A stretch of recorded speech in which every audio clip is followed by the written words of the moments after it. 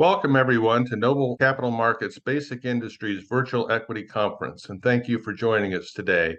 I'm Mark Reichman, Noble Senior Research Analyst covering the basic materials and industrial sectors.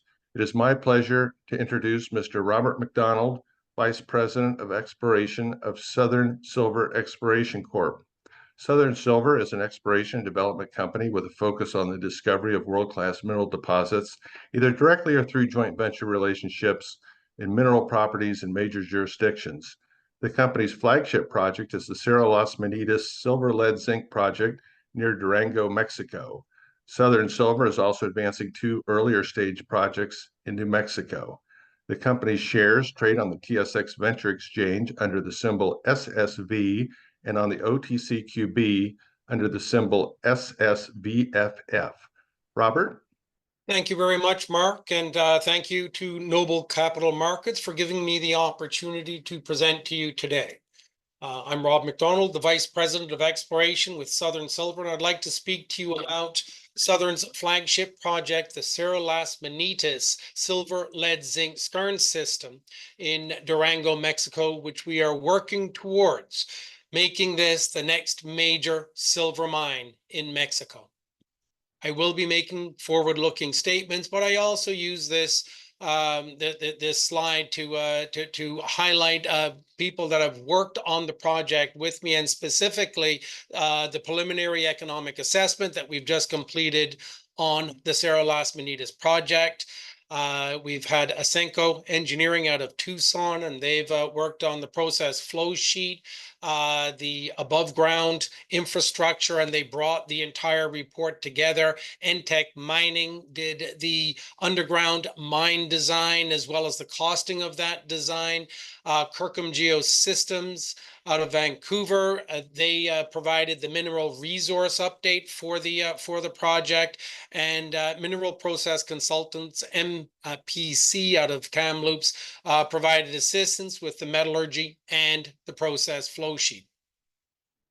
So I'd like to speak to you today about our flagship, Cerro Las Minitas. It's a silver-lead-zinc skarn system located in Durango, Mexico, which is currently one of the largest and highest grade undeveloped silver-based projects in the world, with indicated and inferred resources totaling 302 million silver equivalent ounces in the indicated and the inferred categories at an average grade of about 255 grams per ton silver equivalent. It's located in a well-established silver mining district in Durango, Mexico.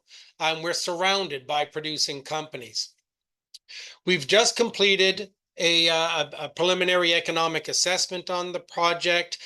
We issued the results in June of 2024, filed the report in late July of 2024, and this report has designed a mine with a 17-year mine life with robust project economics that are strongly leveraged to silver and zinc prices. It features high revenues and free cash flow, and I'll get into this in a little bit further in the presentation.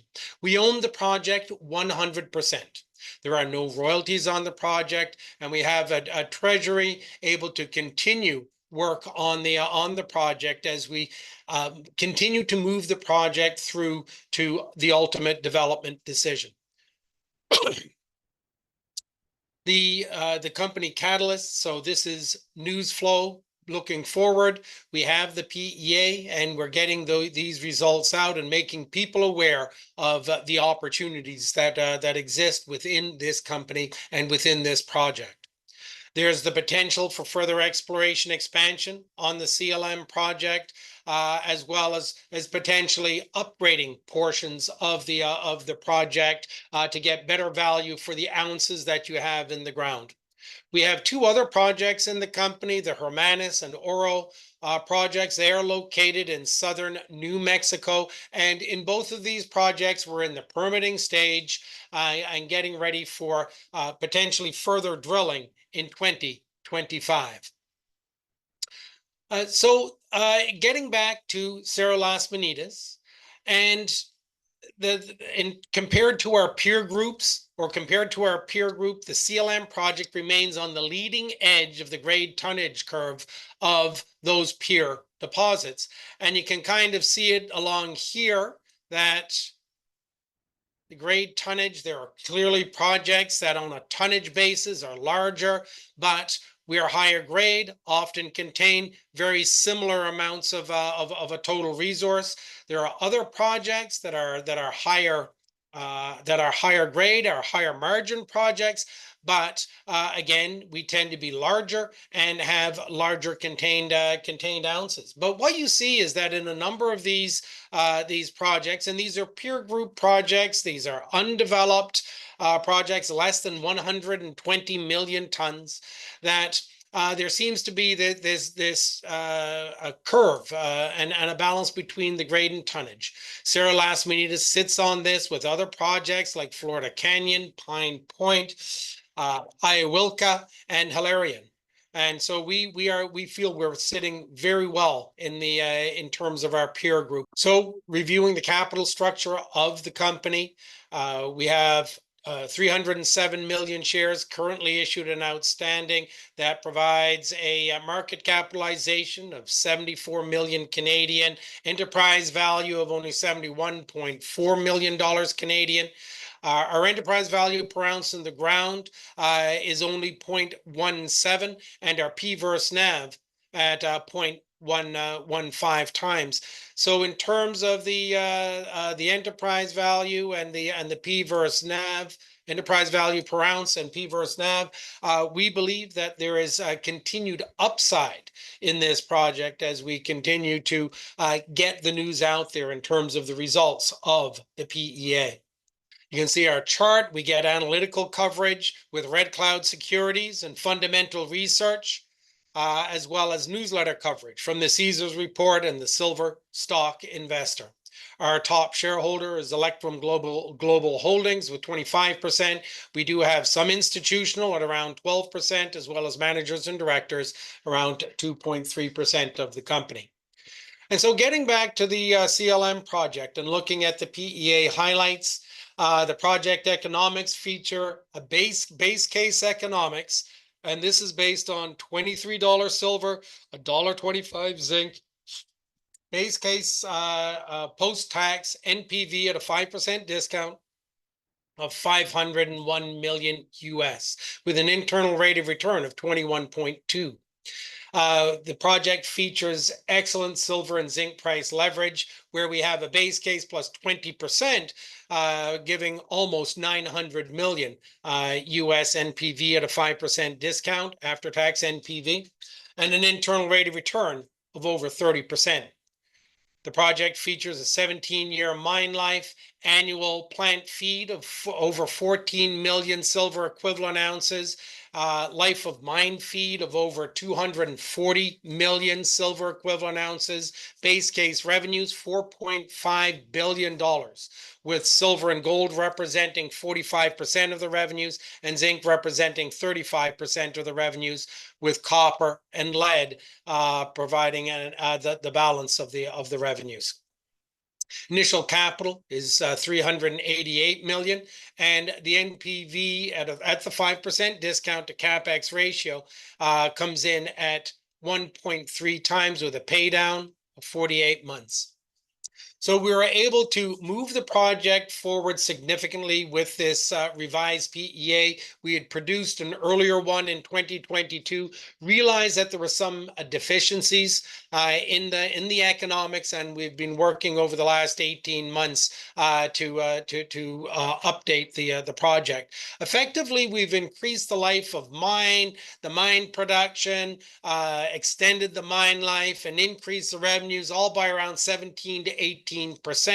And this, of course, has now increased the after-tax NPV by 45%, and similarly increases the internal rate of return of the project.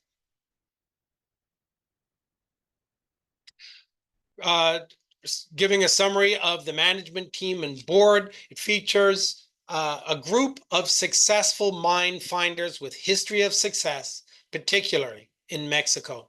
As you go through the list of people associated with the project, you see major major mines, major projects, including the Peñasquito mine in Mexico, the San Nicolas mine in Mexico, El Limon and Nuestra Senora, and as well as other projects throughout the world. And so these are people that know what major projects look like. They know how to advance them to production decisions, either within the companies that they're operating with or through sale or joint venture of the project to major operators that bring the project into production for the benefit of the shareholder.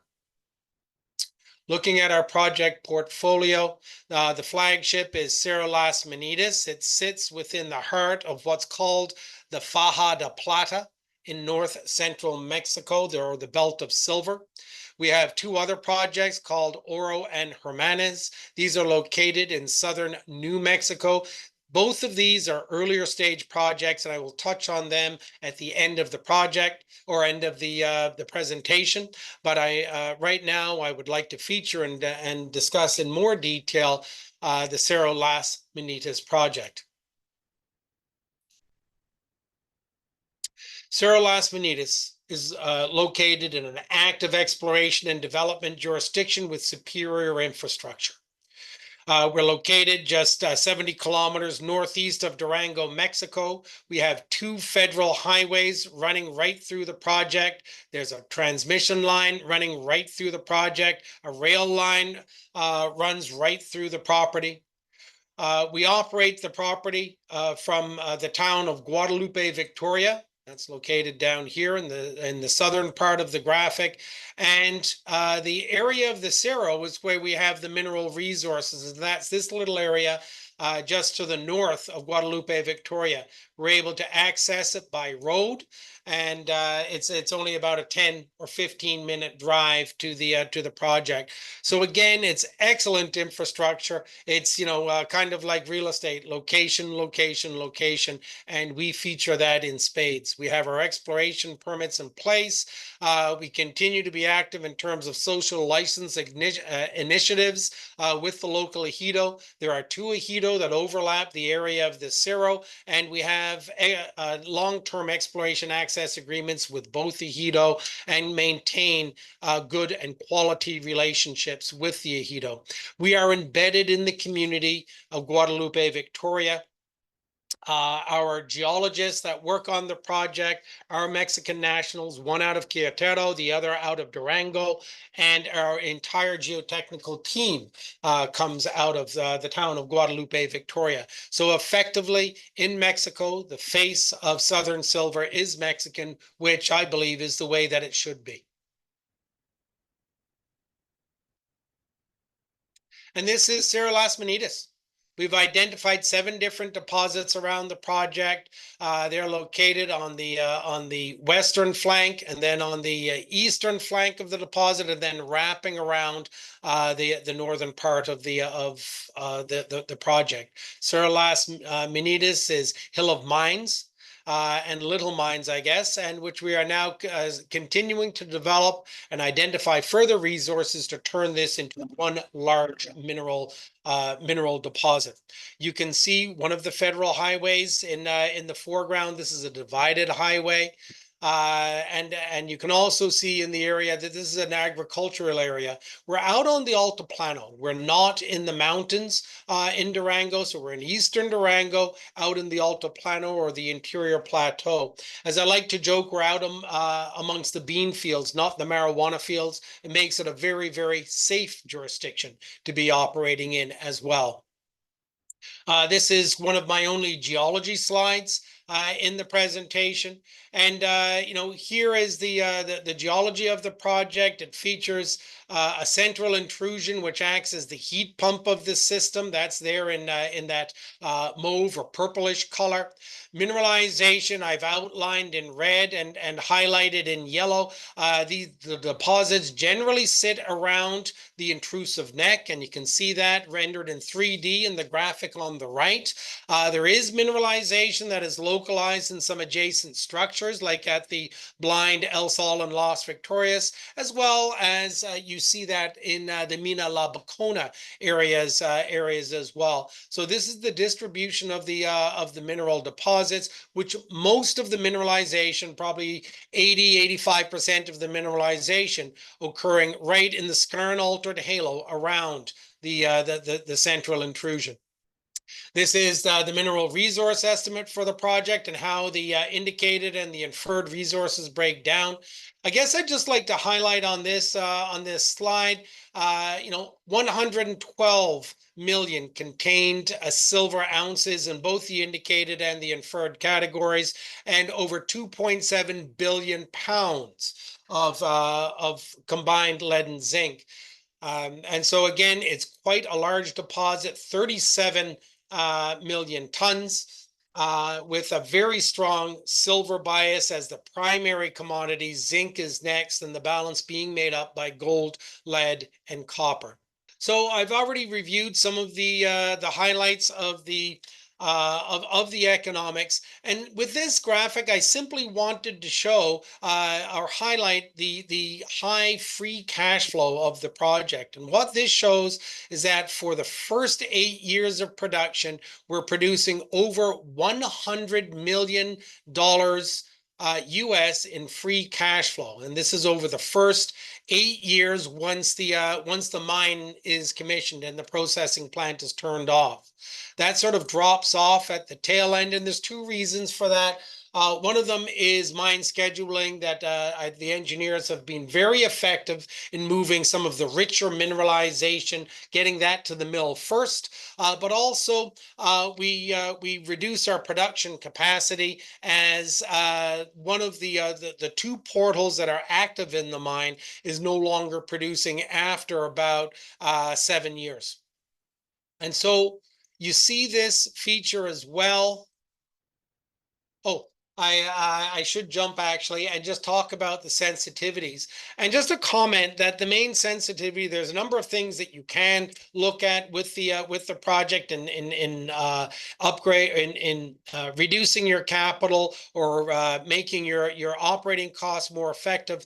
The biggest influence, of course, is going to be price sensitivity and the silver and the zinc price, and as well as the other metals.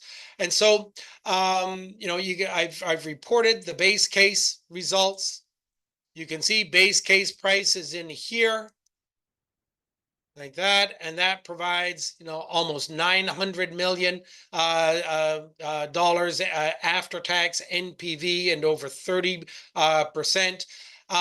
But of note, spot prices as of May, which had higher base metal prices, and you can see here probably higher base metal prices than we have now, and similar precious metal prices, ended up providing a 931 million after tax NPV. So these elevated prices, like the base case plus 20, I mean, these are not situations that we have not seen just within the last few months. So this is not pie in the sky, perfectly realizable as base metal prices increase, and as we're seeing these days, precious metal prices increase as well.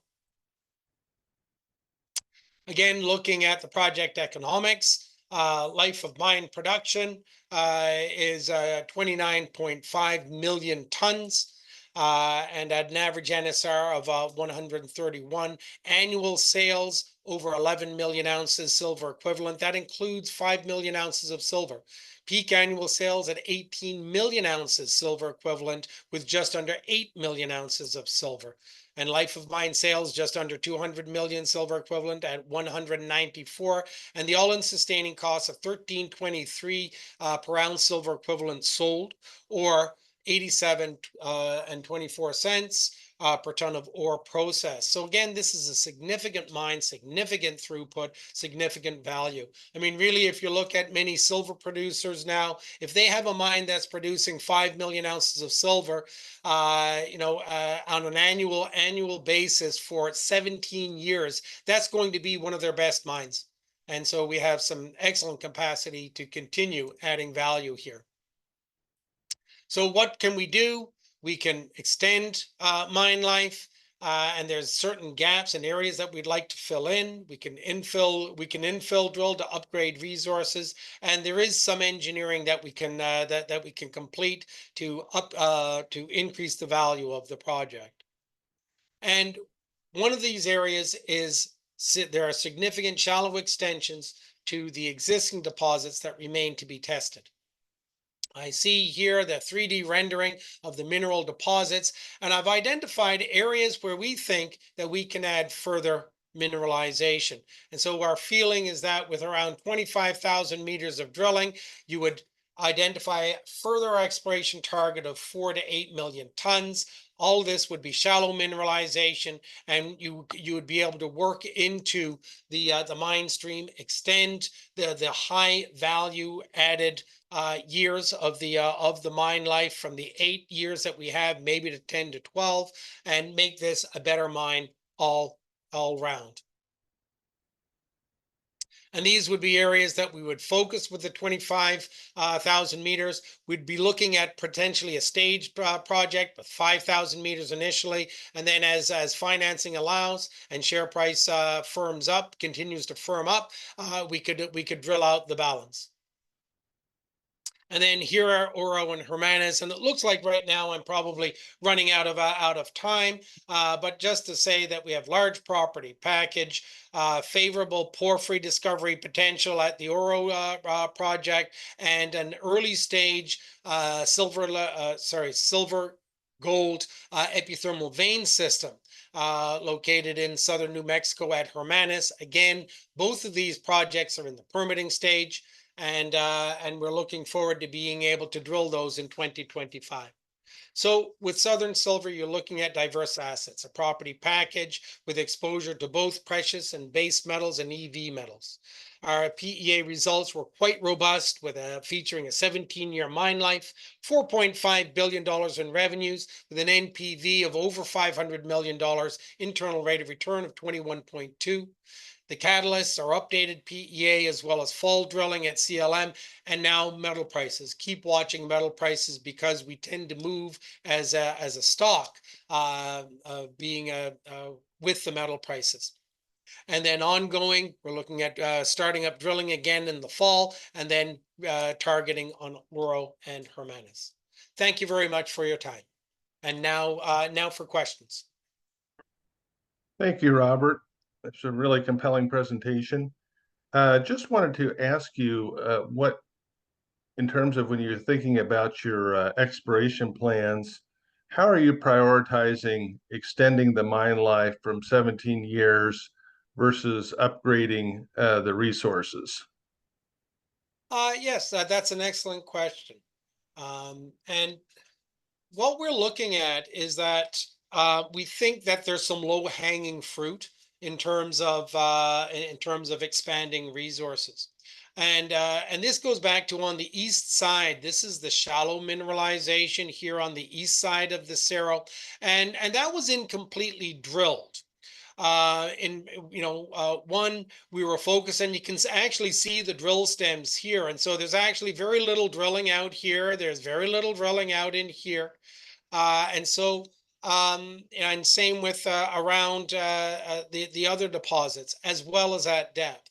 So our feeling is that one could fill in some holes, relatively shallow holes around the existing deposits, as well as starting to expand mineralization at depth in the on the eastern side.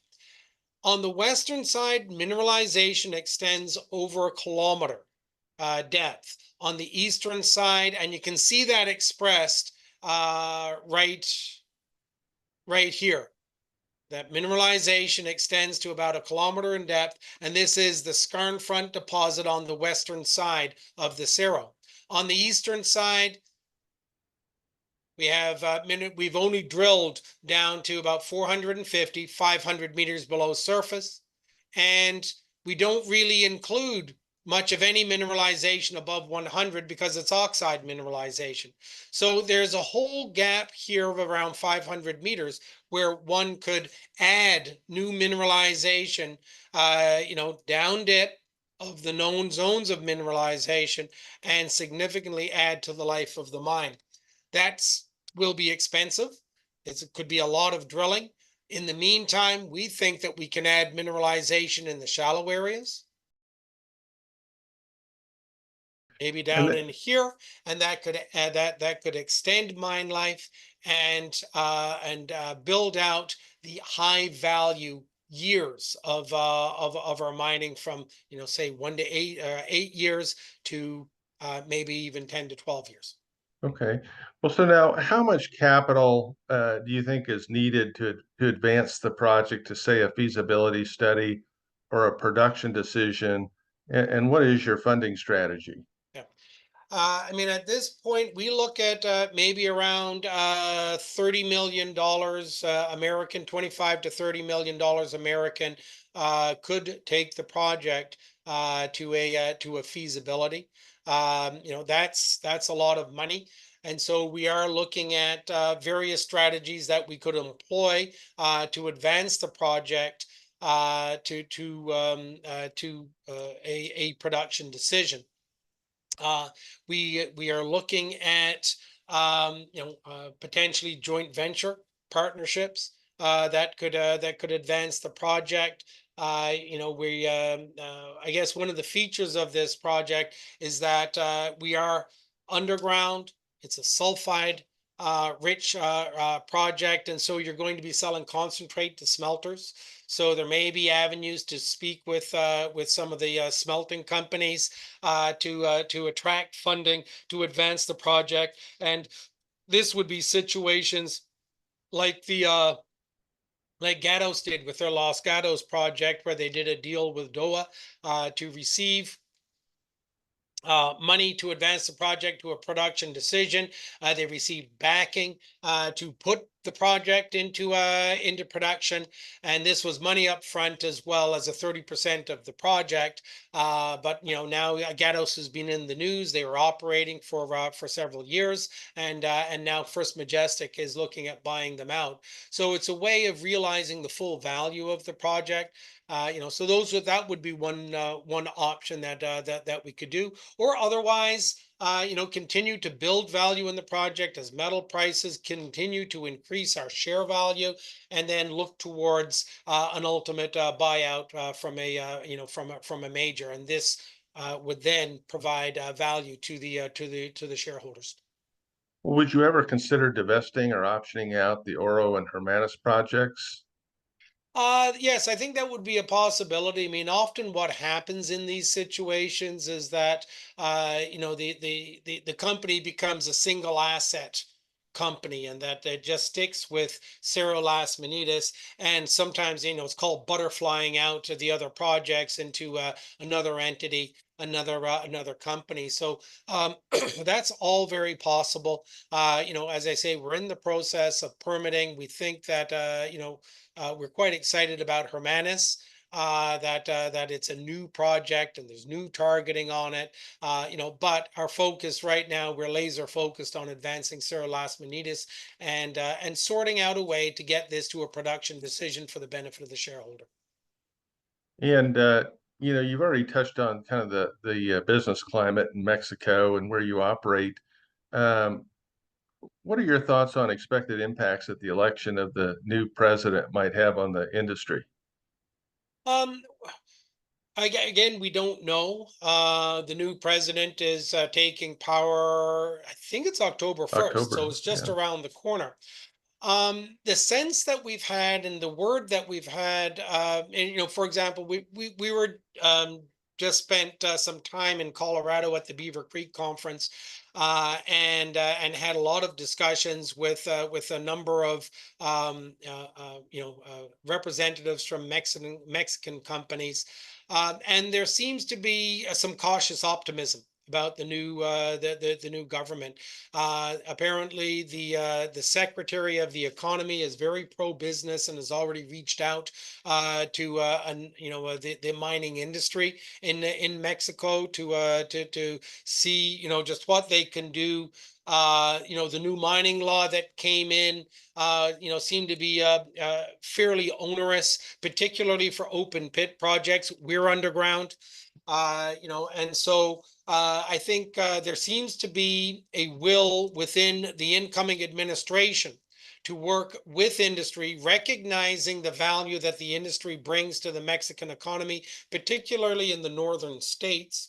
But realizing the value that they can bring, so work with them to one, get the proper environmental regulations in place in Mexico that brings Mexico into sort of the North American picture. So on par with the US, on par with Canada in terms of the environmental regulations, but doesn't prove to be too onerous so that it stifles exploration. So we're cautiously optimistic with the with the new government coming in.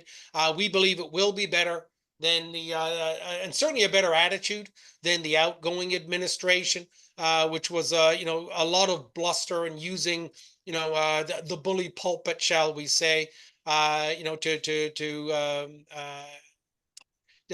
move their agenda forward. So I think we're looking forward, cautiously optimistic, to a more cooperative working relationship between government and industry in Mexico for the next 6 years. Well, and just to end, I mean, you released the results of the updated PEA in June. The full report is out. Metal prices are still remain very strong. So what should investors be paying attention to over the next several months? Well, with the next several months, we're going to initiate drilling on the project and, continue news flow, stay in the news while we see what the metal prices do, and continue working towards, securing larger financing to move the project forward, to continue de-risking it and continue moving it towards an ultimate production decision. And so these are things that the investor and the shareholders should be looking out for. And we think that we have a tremendous opportunity. It's a fantastic asset. We just came back from Colorado. Everybody was looking at it going, this is a really, really good project, an excellent project. And it's a matter of charting the course to bring the project to a production decision for the benefit of the shareholder. And that's what we're doing over the next 6 months. Robert, thank you so much for joining us today. Yes, and thank you very much, and thank you all out there for taking time to hear the story of Southern Silver.